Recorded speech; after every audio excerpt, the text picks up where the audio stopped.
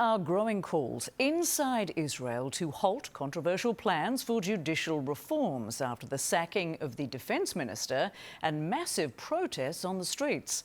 Thousands turned out in Tel Aviv on Sunday night after Prime Minister Benjamin Netanyahu fired Yoav Gallant over his opposition to a planned judicial overhaul. Reaction to that move has been pouring in, with Israeli President Isaac Herzog being the latest to speak out. In a post on Facebook, he had this message for Netanyahu saying, and I'm quoting, "The eyes of all the people of Israel are on you. The eyes of all the Jewish people are on you. The eyes of the whole world are on you. For the sake of the unity of Israelis, for the sake of committed responsibility, I call on you to halt the legislative procedure immediately." And journalist Elliot Gotkin was there when the protests erupted on Sunday and has more now from Tel Aviv. As the saying goes, if you're going to shoot at the king, you'd better not miss. And it seems that Israel's now ex-defense minister missed when he gave a press conference on Saturday evening and became the first minister to call for a halt to this government's judicial overhaul. Because when Prime Minister Benjamin Netanyahu returned from his weekend in London, he sacked Gallant. And the result of that is what you see behind me. Thousands and thousands of people on the streets of central Tel Aviv showing their support for Gallant in his opposition to this judicial overhaul and reiterating their opposition to an overhaul that would remove pretty much all checks and balances on the government, allowing it to put its allies in the Supreme Court and preventing the Supreme Court from striking down laws passed by Parliament, except in very narrow circumstances. Now, since this announcement by Netanyahu, since it came out that he had sacked Gallant, these people have come out onto the streets. They're usually out on the streets for the past 3 months on Saturday evenings and on Thursdays. This is a Sunday evening. They are incredibly angry that this has happened. We've heard from opposition leaders like Yair Lapid, former Prime Minister, and Benny Gantz, former Defense Minister, coming out and saying that Netanyahu has crossed a red line. Former Prime Minister Ehud Barak has called for Netanyahu to step down. The Histadrut, Israel's main labor union, has called for a general strike on Monday. So if Netanyahu thought that sacking Gallant was going to quash dissent in his ranks and put an end to opposition to this judicial overhaul, he was very much mistaken. For CNN, this is Elliot Gotkin in Tel Aviv. Earlier, CNN spoke with Yaakov Katz, editor-in-chief at the Jerusalem Post, about the developments in Israel, and he weighed in on why he thinks Netanyahu decided to sack his defense minister.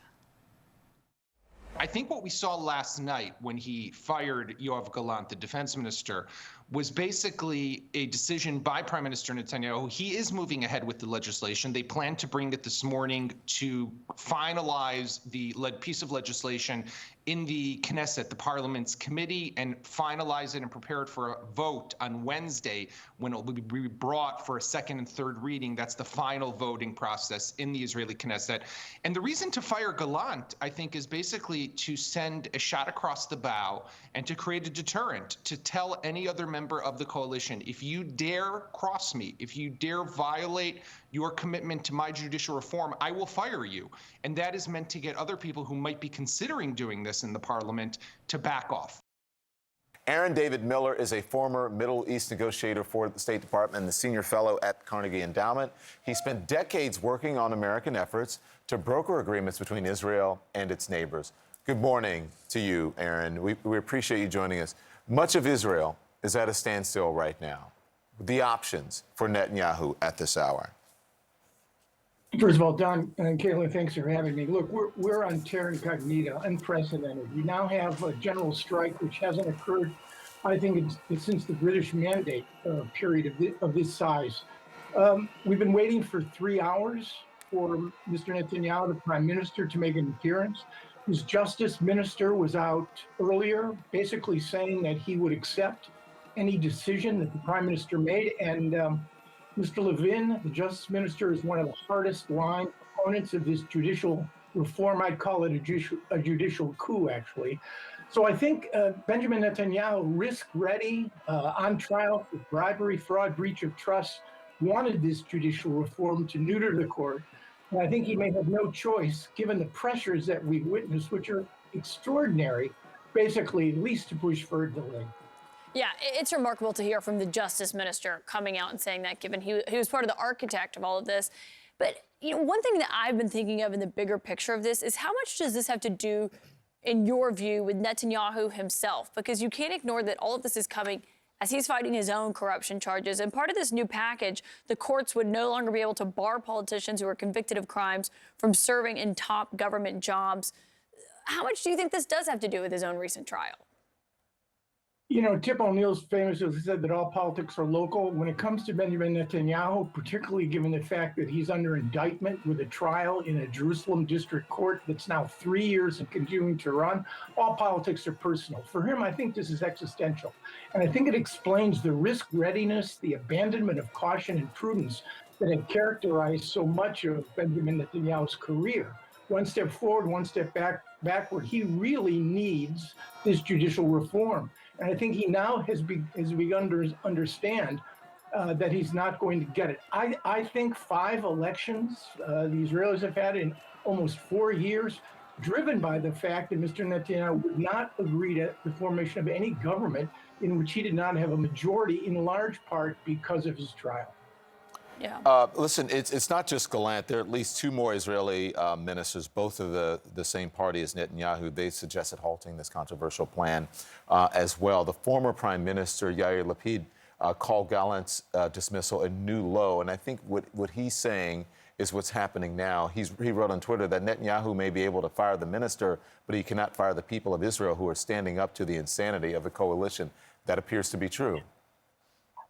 You know, Don, it's such a crucial point. And, you know, what's the takeaway for us? Israel and the U.S. are fundamentally different countries, and it's hard to compare our circumstances. But, you know, the reality is indictments, impeachments, investigations, all of that notwithstanding, what is happening in the streets of Israel, struggling for what many Israelis believe is the soul of their country, is people power. And it's extraordinary. It may well be one of the takeaways, despite the differences that divide the U.S. and Israel, the type of system we have, largeness and smallness of this country. One takeaway that maybe Americans ought to consider. Aaron, what do you think is going to happen? I know you don't like to predict things. Do you think he's going to have to back down or at least freeze it for a moment? I don't, you know, Don, and I think the Oracle at Delphi probably couldn't make a prediction right now. But I think if I had to predict, it just seems to me to be straining the bounds of credulity to the breaking point that he won't push for some sort of delay. The country is on the verge of a crisis. And while there hasn't been violence, that's always a real possibility the longer that this goes on. Yeah. Aaron David Miller, thank you for that. I mean, just the fact that the Justice Minister is saying that he'll accept whatever Netanyahu decides could be an indication that he may back off of it, even if it's temporarily delays it. We'll see. Well, we'll be watching.